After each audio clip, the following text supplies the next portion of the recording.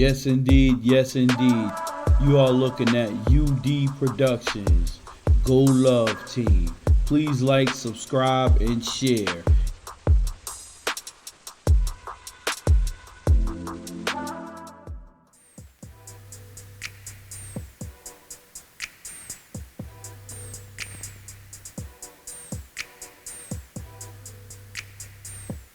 Yeah. Yes, indeed, y'all. Give me 1 second.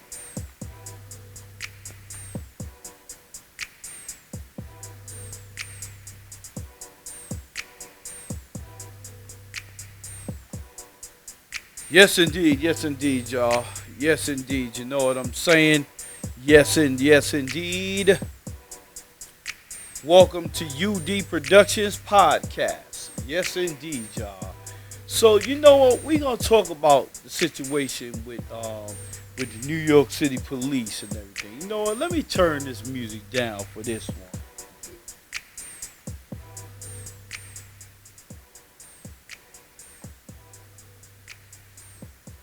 Yes, indeed, y'all. Yes, indeed. You know what I mean? Yes, indeed. Let's all proceed. Welcome to UD Productions Podcast. Um, I was told by my sister and my nephew that the MTA is going to have a rally talking about bring the transit police back, and so on, some other stuff. Um, First of all, the MTA, because let me move this mic down. Let me move this mic down a little bit. You know what I mean?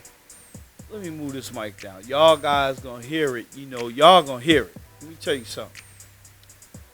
First of all, we all know that the MTA is making a lot of money. Okay, when I left New York, the Metro cars were 250.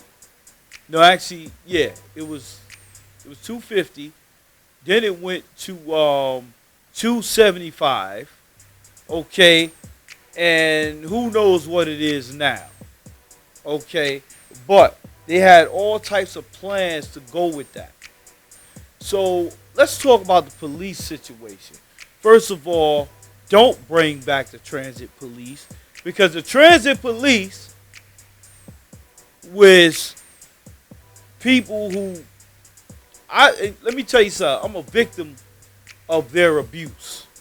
Okay, I remember one time when I was about 17 years old, I was walking down on Fulton Street with the A train, the J train, the 2 and the 3, and I had a little boom box and it was playing. So the cop told me to turn it down, so I turned it down, and then he says, "Oh, it's not down enough."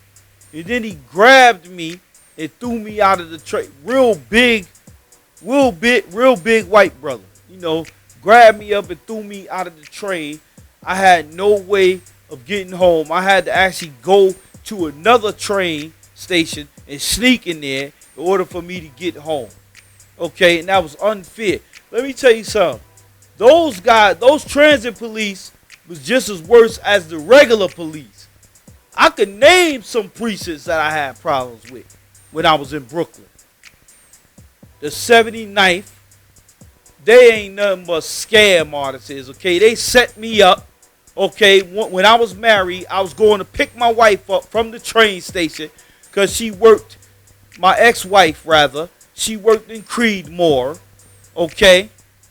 And then she took the train home because something happened and she had to take the train home. So I had to meet her all the way downtown, okay, by Borough Hall because she caught the E train. Somebody dropped her off at the E train. So I had to go all the way down there. And so I took Atlantic Avenue and then I hit Classen Street. And then when I was going straight down Classen Street, I was at the corner of Classen and Fulton Street, and some lady was waving at me like this, and I'm wondering like, yo, why this lady waving at me? So I'm thinking, okay, maybe she know me because my car was a car that I know a lot of people. So maybe she knew me. She probably recognized my car, or probably thought my car was somebody else's car. You know, because my windows, I bought the car like that. The windows was dark tinted in the front, in the back. It was like a sort of like a low rider Taurus. You know, it was nice though. It was nice. I liked it. It was real nice. So I go over there. You know what I'm saying? And it was deep jewel green, so it looked at black at night. You know, if you wasn't a person that seen good at night, you would have thought it was a black car. That's how dark it was with the green. So, you know what I'm saying? I go over there. I drive up and I say, hey, what's going on? You know, she was like, oh, you think I can hang out with you tonight? I said, what? She said, I said, hell no, nah. So I drive off and all that, right? I'm trying to drive off. Next thing you know, 20 cop cars surround my car. And then they told me to get out the car. They had their guns drawn. I got out the car, and they arrested me without me even knowing what the problem was. Now, meantime, my ex-wife is still downtown. She knew it was something going on because she know I would never leave her hanging like that. You know what I'm saying? So, you know, after a little while, you know, they allowed me to make a phone call. I told her what happened and everything. So she already knew that wasn't my style. That wasn't my stilo, like doing something like that with her. You know, hurting her or whatever case may be. You know, I mean, we all do crazy things, but come on now. I'm on my way picking her up. Why would I do something like that? You know, so then the cop, they gonna try to talk about they got me on tape, talking about I'm gonna pay $50 for this $60 rather, to get some sex from this lady. I'm like, first of all, I ain't even had gas in my car. I only had 50 cents to my name. You know what I'm saying? So I threatened to sue them. It was a dirty 79th precinct, okay, on Tompkins Avenue. I believe that's by Green Avenue over there. You know what I'm saying? And I'm like, yo. So I'm up there, you know what I mean? They got my car and they lot and all that. And I'm mad at this point. I'm banging stuff around in the cell and I'm telling them, yo, I'm gonna sue y'all. Yo, you wait till I get out of here. I'm going through all of that. They done put me through the system. I done went downtown to Central Booking. I was in the court building, the old court, new court. I went through all of this for something that I did not do. That was the crazy part about that. I ain't even do that. I ain't even do what they said that I did. You know what I'm saying? I ain't solicit that lady. That lady, it was a setup. Because anybody would have stopped to see what that lady wanted. Because it was a situation, okay, the lady was dressed, she was well dressed. You know what I'm saying? So I'm like, hey, you know, what's going on? She in a rough neighborhood. I'm passing through. Anything could have been happening with that lady. That lady could have got robbed. She could have been need some help or something like that. You know what I'm saying? So meantime, I spent like damn near 2 days in that freaking jail, man. On a lie. So when I did get out, I had to go to the DA's office just to get my, my wallet, phone, all that kind of stuff. So I go over there and then I say to the people, I say to the district attorney, I say, yeah, I need my $60. They's like, well, and I did this on purpose. I knew exactly why I did this. So I said, well, I said, yo, you gotta give me my $60. They said that I gave this lady $60 for some sex or whatever. I want my money. And meantime, I'm broke already. You know what I mean? I'm broke. I don't have no money. So when I got locked up, I didn't have no money. I had 50 cents. And I used that for the payphone that was in the cell. Because a quarter is worth $100 up in that place. Trust me. Believe me. So the district attorney said, well, we don't, we didn't receive no $60. I said, I'm glad you said that. Because that proves that these people set me up. And they gave me all my possessions, keys to my car, all that kind of stuff. So I went down there. to the 79th precinct. And I got my car. They ain't deny that. I went and got my car. You know what I'm saying? And then I said to the detective, I said, yo, you was the one that arrested me. Yo, I'm going to sue the hell out of your ass. You going to get it. This whole precinct. I'm going to report all y'all. You know what I'm saying? Because you set me up. Okay? You knew exactly what you was doing. And I got locked up with Spike Lee, brother. The director, Spike Lee, his brother got caught in that sting. We was locked up in the van around the corner, hearing the lady set him up. The lady had asked him, she said, can I ride on your bike? He said, nah. He was going to the liquor store. He said, nah. He looked just like Spike Lee, y'all. He said, nah. As soon as you can hear that he walked away because the lady was wearing a wire, obviously. So the minute that he walked away, he came out and he said to the lady, now mind you, I'm hearing this on her wire. He said to the lady, could you please get off my bike? And she said, oh, I can't ride on your bike? He said, nah. And then you know, them boys came out on him and he said, what did I do? What y'all want? He said, you under arrest and such. That's what the cop said. And he started crying. Spike Lee brother, he started crying. He's like, nah, I didn't do nothing. Yo, that ain't funny, yo. But he started crying. And next thing you know, he was in the van with us. That van was packed to the capacity.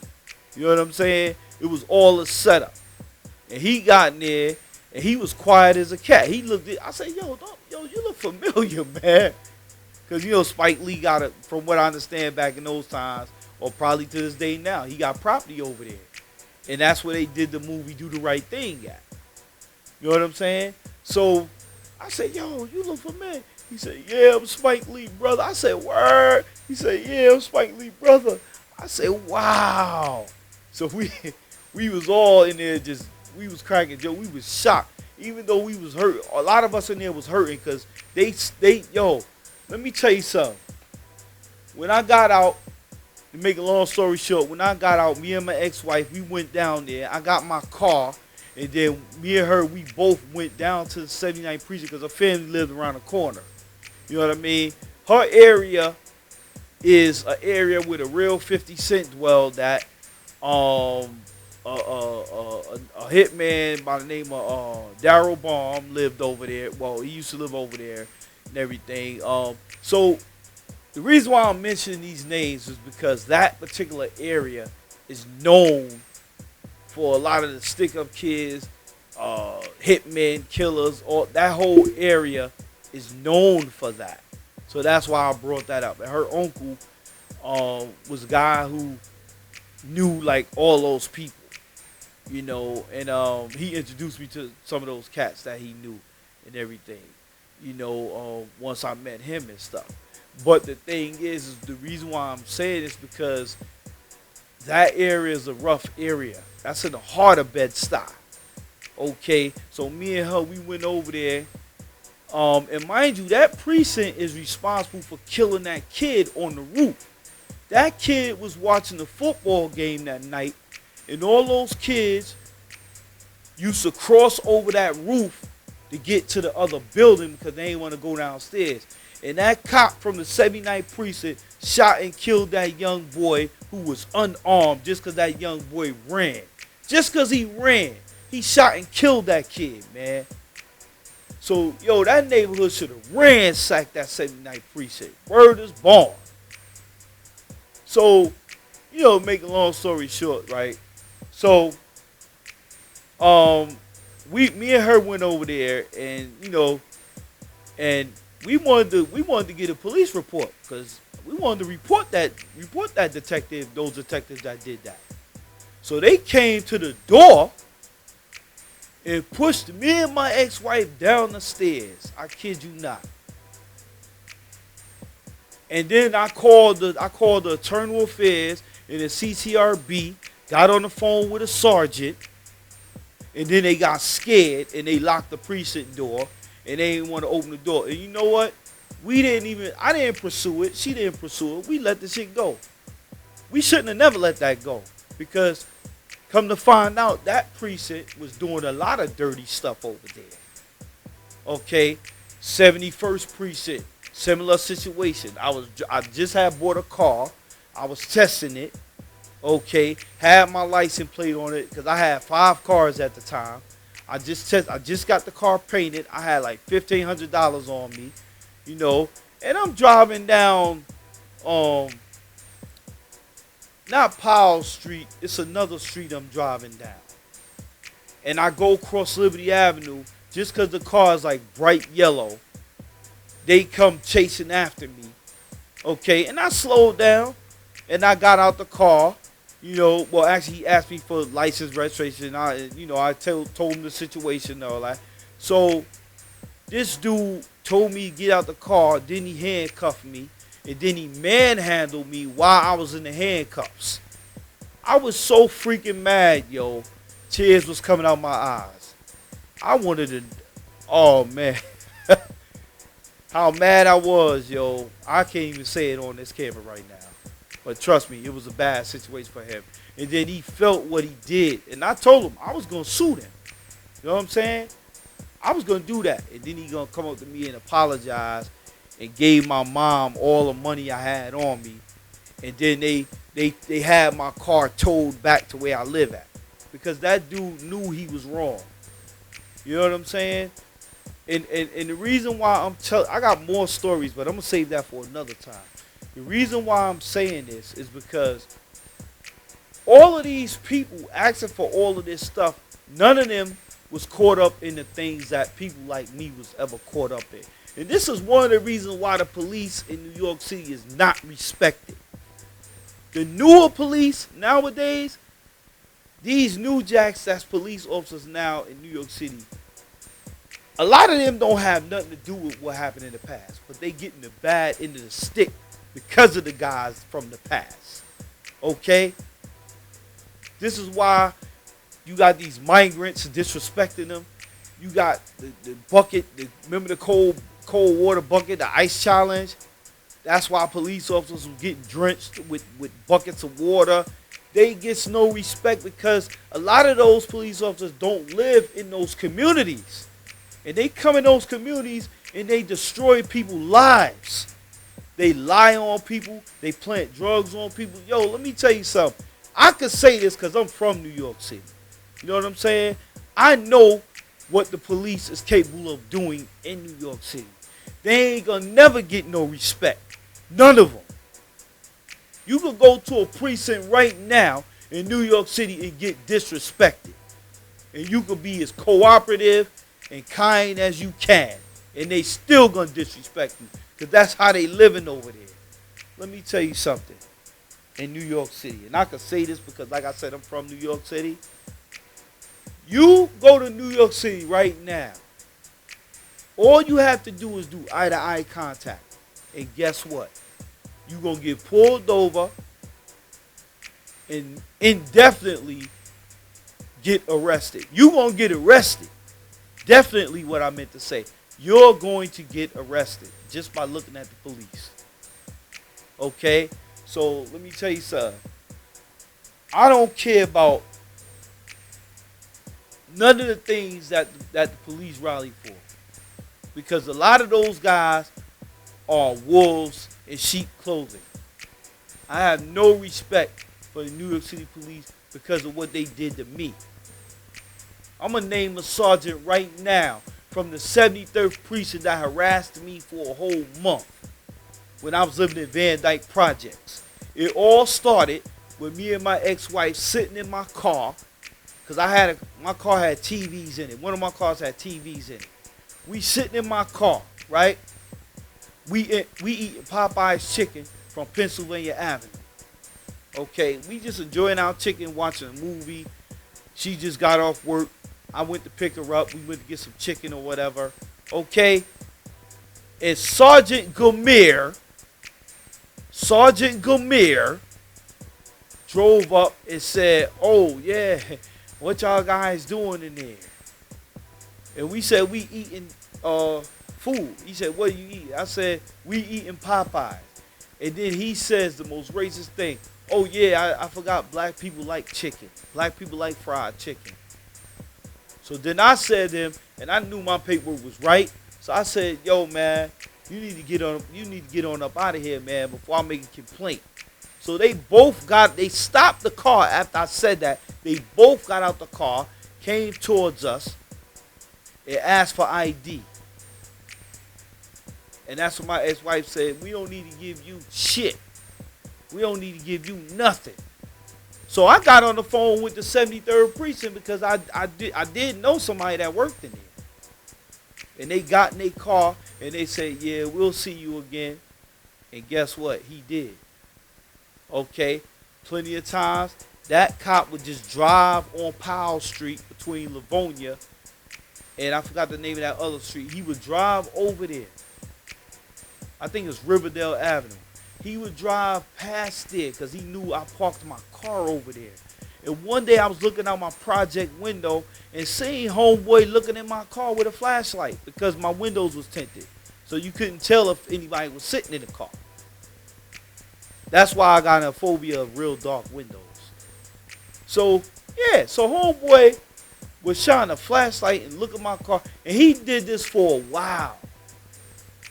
And this happened for a whole month.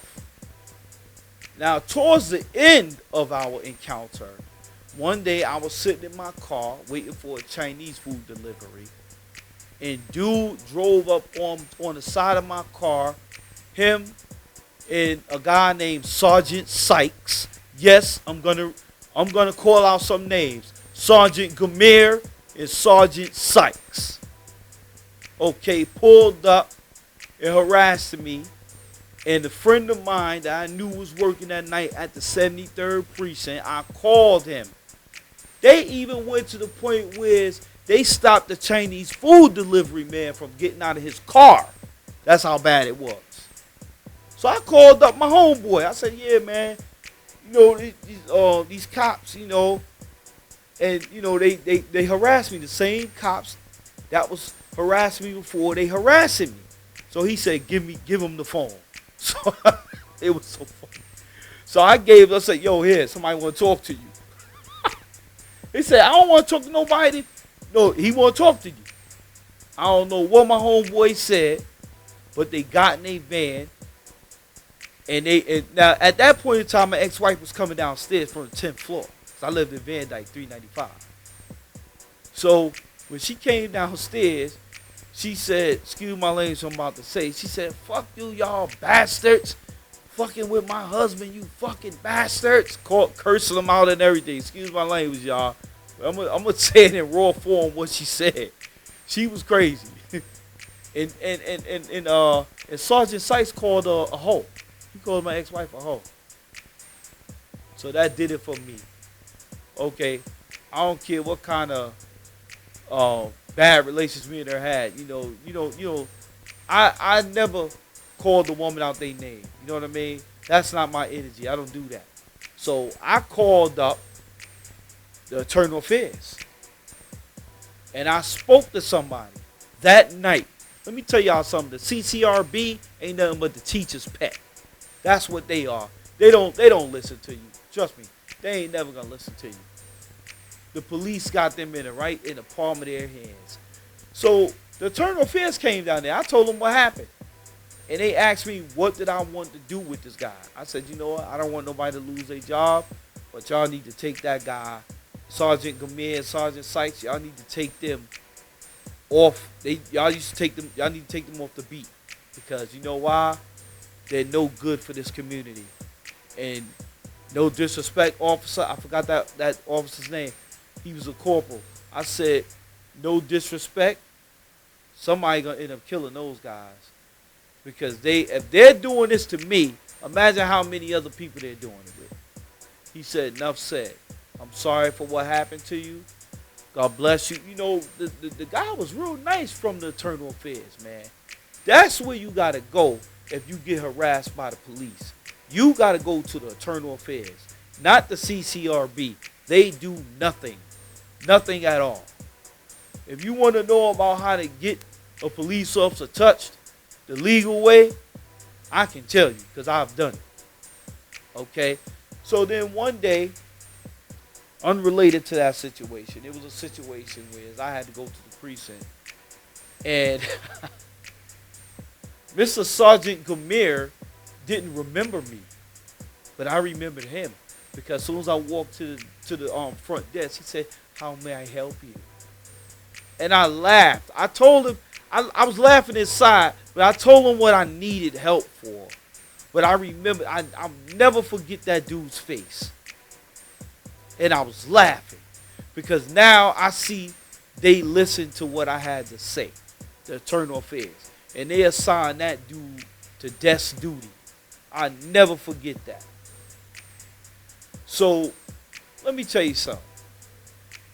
As far as with the 71st precinct, the 75th precinct, similar situation. I was doing security, and I just got paid that night from my job. Went to cash my check in Long Island because I had a security job where you could never, they never had money in the bank to cash your checks. They never had money in the bank. You always, it was back in them days in the 90s, you always had to go somewhere further where you knew no New York City bus or no New York City train went. We had to cash our checks far away. It was crazy, man. You had to cash your checks where you figure, okay, nobody else made it this far. Nobody else caught on to these checks. And it wasn't that you was trying to defraud a check cashing place, but that's how the companies was. You went to go cash your check. You had no situation. The name of the security company was called Shark Patrol. And then when Sergeant Jacobs had passed away, it's almost like he took that company to his grave. Then they changed it to Seawolf. But make a long story short, you know what I'm saying? I'm up there. I done cashed my check and all that. I'm up there in my the first car that I ever had, which was a Pontiac 6000. You know, I'm up there. Got a little system up in the car and all that. You know, I'm listening to my music going like that with a skull cap on my head. Yo, they was in a white Crown Victoria, a white one. Soon as I went across that light underneath the train tracks on Jamaica Avenue, okay, like at the borderline of Brooklyn and Queens, they pulled me over. They told me to step out the car. I got out the car, and next thing you know, they asked me where I was coming from. I said, well, I got on a security uniform. Don't y'all guys see I do security? So one of the cops yanked my arm up, and he said, who are you talking to like that?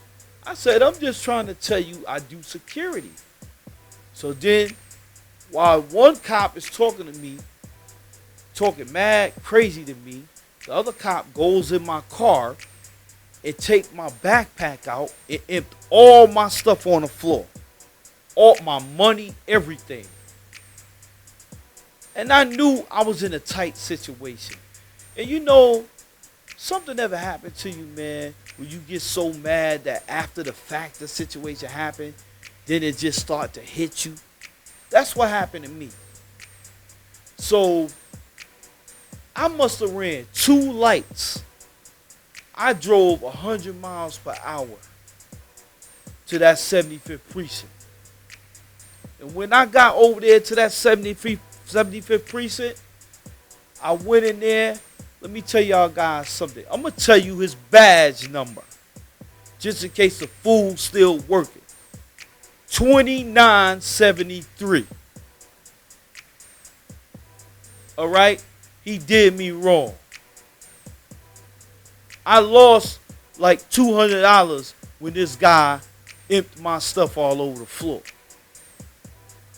Okay? And then the fool, they called him back into the precinct because they seen I was upset. You know what I'm saying? They seen I was upset. So they called him back in on the radio, and then he came back in there the 75th precinct on Sutter Avenue. He came back in there and acted like nothing happened. He act like nothing happened. And then he gonna say, oh, yeah, what seemed to be the problem, man? To his sergeant or whatever case may be. So then they say, well, this gentleman right here said that you had shook him down for his money and you unlawfully stopped him. And he said, no, man, this is my first time seeing this guy. A white brother. It was two white brothers that did this. So I looked at him and I said, are you really serious? Are you fucking serious? Excuse my language, y'all. He said, listen, man, I don't know you. This is the first time I'm seeing you. The guy lied right in front of his sergeant. And he had some type of stripe, so he must have been something as well. So then he gonna pull me to the side and say, look, man, I'm sorry, I didn't mean to do that. It's just been a rash of robberies in the neighborhood. I said, let me tell you something, man. Excuse my language, y'all, what I'm about to say. I said, let me tell you something, man. You're a fucking liar. Because you know what you did to me. You know what you did to me. Okay? You know what you did. And then he gonna try to, oh, look, man. Listen, man, I can't say to him. I said, man, you know what? Get the fuck out my face. You disrespected me. Okay? And this is why y'all motherfuckers get hurt out there in the street. Because you hurt people for no reason at all. Instead of y'all guys going out there looking for the real people that's doing the crime, you fucking with a guy like me that just got off work. And then I walked away and I said, fuck you. Excuse my language, y'all. But I'm mad because every time I talk about it get me upset. You know what I'm saying? And I left. And I went home. And I made a complaint with the CCRB, which those people did nothing. And that's when somebody put me down with knowing about the internal affairs. And that's why I said y'all guys got to go to them. But I'm going to tell y'all something. Make a long story short, okay? Not all police officers is bad. Because I've known some good police officers. But it's the bad apples in New York City police. It's the bad apples. And that's what I'm talking about. New York City police.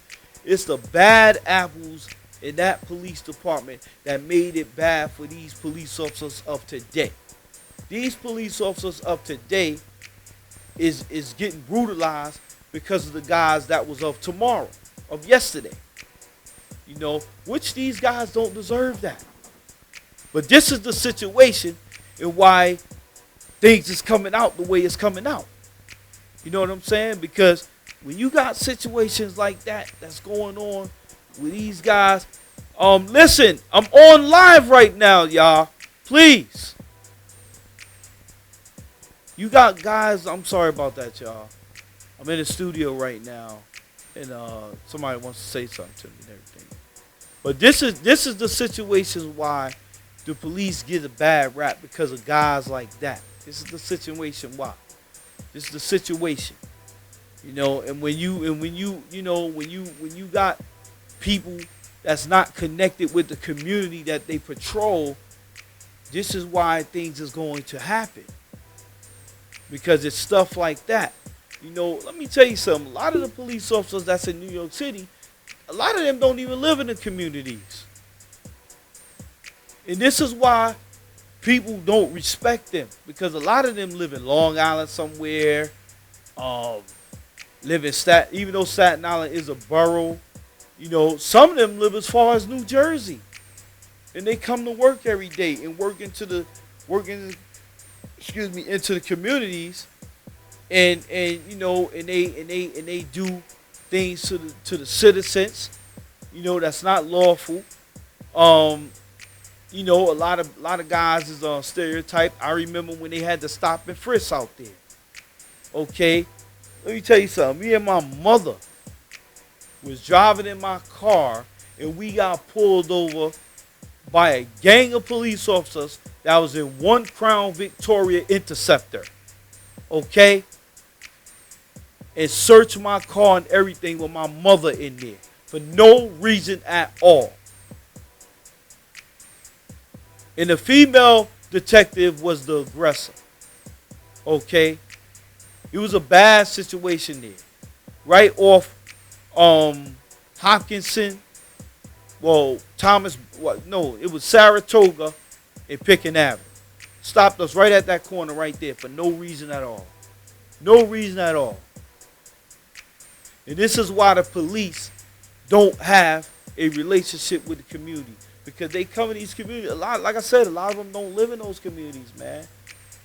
And this is why the people of New York City is so upset with this. The MTA could rally all they want, okay? They're ripping the communities off. All the money that they have gotten with these toll hikes, these hikes with the Metro cards, they're getting away with murder. And a lot of people can't afford it. And then sometimes they set you up by the turnstile. It's a bad situation altogether, man. It's a real bad situation. But you know what? I'm going to just tell y'all this. The people of New York, I don't live in New York no more. I'm glad I got out of there, man. But I do miss my peoples and I love them. You know what I'm saying? I'm from New York originally, but I just couldn't take it no more. And it's a lot of innocent people that are dying. Okay? They are dying over innocent things that they shouldn't be dying for. Okay? Somebody run. They don't give you the right to shoot them just because they ran. That's why they got mace and stun guns. Okay? That's why. But these guys don't want to do that. A lot of them, they just want to shoot their guns just to see what kind of damage it can really do. A lot of them are trigger happy. And this is why we have so much trouble in the city to this day right now. Let me tell you something. And I'm gonna hit on the migrant situation. With the migrants, and this is no disrespect to the migrants, they took someone else's problems.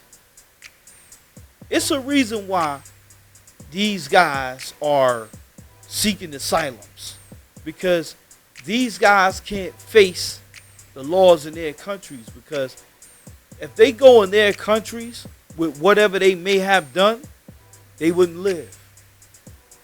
That's the problem. That's why they go to New York City, and it's just a lot of things, man, that's happening in New York, man. That's not fair, you know. So let me tell you something. I encourage anyone, if you can get out of there, get out of there. I waited until I got old enough to spawn to get out of there. Of course, with the help of my brother and my sister out here in Connecticut. I still got sisters that's in, my mom and them is in New York, and my sisters and my nephews and my niece, and you know, I got a lot of family that's still in New York.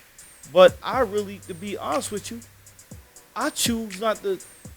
I don't even like going out there. And every time I go out there, I cringe. If it wasn't for my family being out there now, I would never think of New York. But don't let me tell you something. Don't get it twisted though. I'm not ashamed of where I come from, because it made me who I am.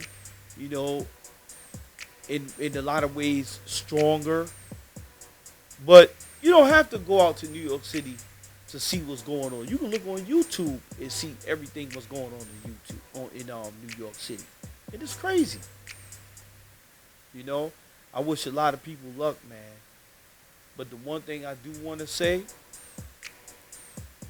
is to my Brooklyn Knights, my New York Knights, I'm going to say, I want y'all guys to stay strong and be tall and never fall, okay? And get out of there while you can. You know, while you can get out of there, get out of there. And yes, listen, y'all guys is hearing it from UD Productions, Go Love Team Podcast. I want to thank you guys. Y'all hear the yelling in the background, family. I want to thank you guys for listening in and tuning in. And let me tell you something, y'all guys got anything to say, any suggestions on any shows that you guys want me to, talk about or whatever, let me know something, man. Because let me tell you something, I talk about reality, man.